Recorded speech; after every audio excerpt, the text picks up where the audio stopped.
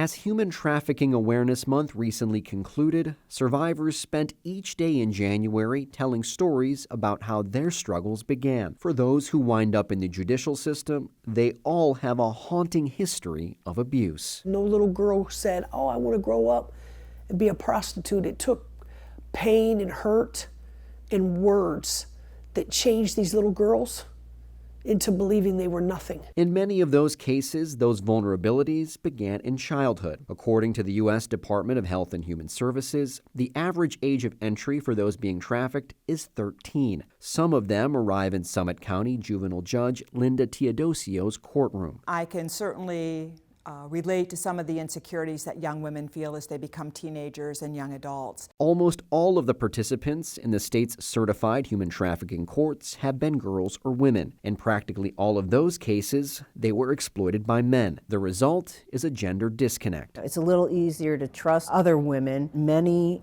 of our women need to learn how to relate to men in other than a sexual way. Akron Municipal Judge Ron Cable deals with victims who were arrested for crimes like solicitation, drug possession, and theft. As part of probation to treat post-traumatic stress disorder, substance use, and mental health issues, accountability is necessary. But it comes with particular challenges when a woman is being punished again by a man. Sometimes that can be very difficult to figure out, when to sanction someone and when to give them a little bit more time, because our women here have been through so much trauma. Fortunately for survivors, with time comes more comfort and clarity.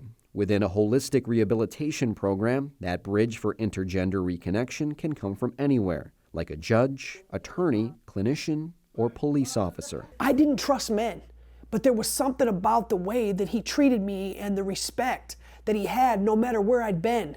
He knew where I'd been. It's important for them to experience the support of a man who's not looking for something in return. Participants who progress in recovery sense that growth. On top of their successes, they see the accomplishments of those supporting them and develop a sense of promise they haven't felt since their vicious cycle started as children. We're opening up the gates of hope for them, that they can see that just because I'm a woman doesn't mean that I can't achieve a high goal that I have for myself.